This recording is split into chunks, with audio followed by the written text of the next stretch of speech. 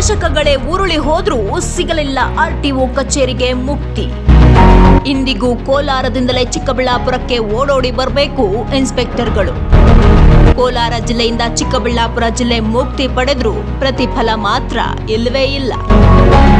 ಚಿಕ್ಕಬಳ್ಳಾಪುರದಲ್ಲಿ ಆರ್ಟಿಒ ಕಚೇರಿ ಸ್ಥಾಪನೆಯಾದ್ರೂ ಸಿಬ್ಬಂದಿ ಇಲ್ಲ. ಶಾಸಕ, ಸಚಿವ, ಸಂಸದರ ಮಾತಿಗೆ ಕವಡೆ ಕಾಸಿನ ಕಿಮ್ಮತ್ತಿಲ್ಲ. ಆರ್ಟಿಒ ಸಂಘಟನೆಯ ಬಲಾಢ್ಯ ಹಿಡಿತಕ್ಕೆ ಸರ್ಕಾರ ಬಲಿಪಶು ಆಯ್ತಾ? ಸಚಿವ, ಸಂಸದರು ಹೇಳಿದ್ರು ಕ್ಯಾರೆ ಅಂತಿಲ್ಲ. ಜಿಲ್ಲಾ ಉಸ್ತುವಾರಿ ಮಂತ್ರಿ ಹೇಳಿಕೆಗೆ ಬಗ್ಗೋದೇ ಇಲ್ಲ. ಇನ್ನು ಸಂಘಟನೆಗಳು ಮಾಡಿದ ಹೋರಾಟಕ್ಕೆ ಪ್ರತಿಫಲ ಸಿಗ್ಲಿಲ್ಲ. ಕೊಟ್ಟ ಅರ್ಜಿಗಳು ಮೂಲೆಗೆ ಬಿದ್ದಿದೆ. ರಸ್ತೆ ಸಂಚಾರದಲ್ಲಿ ಏನೇ ಅವಘಡ ಆದ್ರೂ ಕೋಲಾರದಿಂದ ಇನ್ಸ್ಪೆಕ್ಟರ್ಗಳು ತನಿಖೆಗೆ ಬರಬೇಕು. ಇದೆಲ್ಲದಕ್ಕೂ ಇತಿಶ್ರೀ ಹಾಡೋಕೆ ಚಿಕ್ಕಬಳ್ಳಾಪುರ ಹೋರಾಟಗಾರರು ನಿರ್ಧರಿಸಿದ್ದಾರೆ. ಜುಲೈ 2ನೇ ತಾರೀಕು ನಂದಿಬೆಟ್ಟದಲ್ಲಿ ನಡೆಯುವ ಸಚಿವ ಸಂಪುಟ ಸಭೆಗೆ ಬಿಸಿ ಮುಟ್ಟಿಸೋಕೆ ಎಲ್ಲ ರೀತಿಯ ತಯಾರಿ ನಡೆಸಿದ್ದಾರೆ. ಏನಿದು ಸ್ಟೋರಿ ಅಂದ್ರ ಈ ಸ್ಟೋರಿ ನೋಡಿ.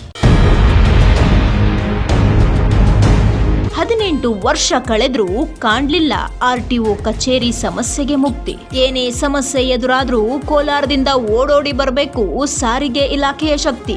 ಅವಿಭಜಿತ ಕೋಲಾರ, ಚಿಕ್ಕಬಳ್ಳಾಪುರ ಜಿಲ್ಲೆಗಳು ವಿಭಜಿತವಾಗಿ 18 ವರ್ಷಗಳು ಉರುಳಿ ಹೋಗಿದೆ. ಆದ್ರೆ ರಸ್ತೆ ಸಾರಿಗೆ ಇಲಾಖೆ ಮಾತ್ರ ಇನ್ನೂ ಹಾಗೆಯೇ ಉಳಿದ್ಬಿಟ್ಟಿದೆ. ಚಿಕ್ಕಬಳ್ಳಾಪುರದ ಆರ್ಟಿಒ ಕಚೇರಿಯಲ್ಲಿ ಕೆಲಸ ಮಾಡೋಕೆ ಸಿಬ್ಬಂದಿ ಇಲ್ಲದೆ ಹರಸಾಹಸ ಪಡ್ತಿದ್ದಾರೆ. ಒಂದು ಸಣ್ಣ ಅಪಘಾತ ಆದ್ರೂ ಕೋಲಾರದಿಂದ ಇನ್ಸ್ಪೆಕ್ಟರ್ಗಳು ಓಡೋಡಿ ಬರಬೇಕಿದೆ.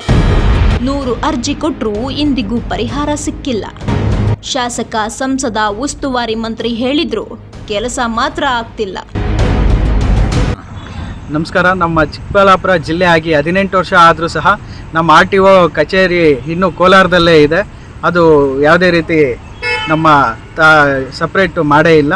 ಅದಕ್ಕೋಸ್ಕರ ಈ ಸಲ ನಡೆಯುವಂಥ 2ನೇ ತಾರೀಕು ಸಚಿವ ಸಂಪುಟದಲ್ಲಿ ಅದನ್ನು ಚರ್ಚೆ ಮಾಡಿ ಅದನ್ನು ಸಪ್ರೇಟ್ ಇದು ಮಾಡಿಕೊಡ್ಬೇಕಾಗಿ ಮನವಿ ಮಾಡಿಕೊಡ್ಲಿಲ್ಲ ಅಂದಿದ್ದ ಪಕ್ಷದಲ್ಲಿ ಅದೇ ನಾವು ಮುಂದಿನ ಕ್ರಮ ತಗೊಳ್ತೀವಿ. ಕಳೆದ 13 ವರ್ಷದಿಂದ ಹೋರಾಟಗಾರರು ನಿರಂತರವಾಗಿ ಅರ್ಜಿಗಳನ್ನ ಬರೆದಿದ್ದಾರೆ. ಬಂದ ಸರ್ಕಾರಗಳಿಗೆಲ್ಲ ಅರ್ಜಿ ಕೊಟ್ಟಿದ್ದಾರೆ.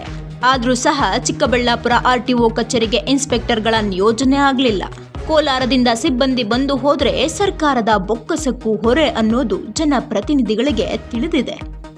ಸಾರಿಗೆ ಸಚಿವ ರಾಮಲಿಂಗಾರೆಡ್ಡಿ ಸಾರಿಗೆ ಆಯುಕ್ತರಿಗೆ ನೇರವಾಗಿ ಆದೇಶ ಮಾಡಿ ಇನ್ಸ್ಪೆಕ್ಟರ್ ನೇಮಕಾತಿಗೆ ಸೂಚನೆ ಕೊಟ್ಟಿದ್ರೂ ಸಹ ಕೆಲಸ ಮಾತ್ರ ಕೊನೆಗೂ ಆಗಲಿಲ್ಲ.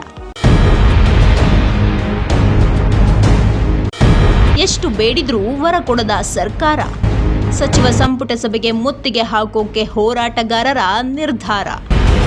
ಚಿಕ್ಕಬಳ್ಳಾಪುರ ಜಿಲ್ಲೆ, ಅವಿಭಾಜಿತ ಚಿಕ್ಕಬಳ್ಳಾಪುರ ಜಿಲ್ಲೆ ಕೋಲಾರ ಜಿಲ್ಲೆಯಿಂದ ಡಿವೈಡ್ ಆಗಿ ಸುಮಾರು 18 ವರ್ಷ ಕಳೆದ್ರೂ ಇವತ್ತು ನಮ್ಮ ಪ್ರಾದೇಶಿಕ ಸಾರಿಗೆ ಇಲಾಖೆಯ ನಮ್ಮ ಆರ್ಟಿಒ ಕಚೇರಿ ಸಪ್ರೇಟ್ ಆಗಿಲ್ಲ, ಸಬ್ ಡಿವಿಷನ್ ಆಗಿಲ್ಲ. ಕಾರಣ ಏನಪ್ಪ ಅಂದರೆ ಇವತ್ತು ನಾವು ಯಾಕೆ ಆಗಬೇಕು ಅಂತ ಸುಮಾರು ಕೇಳ್ತಾ ಇದ್ದರೆ, ಇವತ್ತು ನಮ್ಮ ಆಂಧ್ರ ಗಡಿ ಭಾಗದಲ್ಲಿದ್ದೀವಿ ಮತ್ತು ಹೆಚ್ಚು ಕೇಸುಗಳು ಹಾಕೋಂಥ ಪರಿಸ್ಥಿತಿ ಬಂದವಾಗ ನಾವು ಯಾರೋ ದೂರು ಕೊಟ್ಟರೆ ಇವತ್ತು ಯಾವ ಕೇಸ್ ಹಾಕಬೇಕಾದ್ರೂ ನಾವು ಕೋಲಾರದಿಂದ ಬರಬೇಕು ಒಂದು ಆರ್ಟಿಒ ಅಂತ ಹೇಳ್ತಾರೆ. ಹಂಗಾಗಿ ನಾವು ಸುಮಾರು ಇದ್ರ ಬಗ್ಗೆ ನಾವು ಮಾನ್ಯ ಸಾರಿಗೆ ಸಚಿವರು ರಾಮಲಿಂಗಾರೆಡ್ಡಿಗೆ ಲಿಖಿತವಾದ ದೂರು ಕೊಟ್ಟಿದ್ದೀವಿ. ಅವರು ಕಮಿಷನರ್ಗೆ ಪ್ರಪೋಸಲ್ ಮಾಡಿದ್ದಾರೆ. ಆದರೆ ಇದರಿಂದ ಯಾವ ಲಾಭಿ ಇದೆ ಅನ್ನೋದು ನಮ್ಗೆ ಗೊತ್ತಾಗ್ತಾ ಇಲ್ಲ.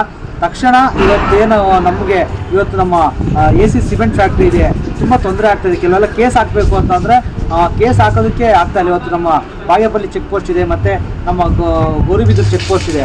ಹಾಗಾಗಿ ತಕ್ಷಣ ಇದ್ರ ಬಗ್ಗೆ ಕ್ರಮ ತಗೋಬೇಕು ಮತ್ತು ಎಲ್ಲ ಜನಪ್ರತಿನಿಧಿಗಳು ಇದ್ರ ಬಗ್ಗೆ ಕ್ರಮ ವಹಿಸ್ಕೊಂಡು ತಕ್ಷಣವೇ ಇವತ್ತು ನಮ್ಮ ಕೋಲಾರ, ಚಿಕ್ಕಬಳ್ಳಾಪುರ ಒಂದು ಭಾಗದಲ್ಲಿ ಸಪ್ರೇಟ್ ಆಗಬೇಕು ಅನ್ನೋದು ನಮ್ಮ ಇಚ್ಛೆ ಆಗಿದೆ. ಇದ್ರ ಬಗ್ಗೆ ಸೂಕ್ತವಾದ ಕ್ರಮ ತಗೊಂಡು ಒಂದು ಸಪ್ರೇಟ್ ಆಗುವಂಥ ಕೆಲಸವನ್ನು ತಕ್ಷಣ ಆಗಬೇಕು ಅಂತ ಈ ಮುಖಾಂತರ ಕೇಳ್ಕೊತಾ ಇದ್ದೀನಿ. ಚಿಕ್ಕಬಳ್ಳಾಪುರದಲ್ಲಿ ಆರ್ಟಿಒ ಕಚೇರಿ ಇದ್ರೂ ಇನ್ಸ್ಪೆಕ್ಟರ್ ನೇಮಕಾತಿ ಆಗದೆ ಹೋಗಿರೋದು ಇಲ್ಲಿನ ಜನರ ಕೆಂಗಣ್ಣಿಗೆ ಗುರಿಯಾಗಿದೆ. ವಾಹನ ಮಾಲೀಕರು ನಡೆಸಿದ ಹೋರಾಟಕ್ಕೆ ಬೆಲೆ ಸಿಗ್ತಿಲ್ಲ. ರೈತ ಸಂಘಟನೆಗಳು ಮಾಡಿದ ಮನವಿಗೆ ಸರ್ಕಾರ ಸ್ಪಂದಿಸ್ತಿಲ್ಲ. ಇದರಿಂದ ರೋಸಿ ಹೋಗಿರೋ ಹೋರಾಟಗಾರರು ಜುಲೈ 2ರಂದು ನಂದಿಬೆಟ್ಟದಲ್ಲಿ ನಡೆಯುವ ಸಚಿವ ಸಂಪುಟ ಸಭೆಗೆ ಮುತ್ತಿಗೆ ಹಾಕುವ ಸೂಚನೆ ನೀಡಿದ್ದಾರೆ.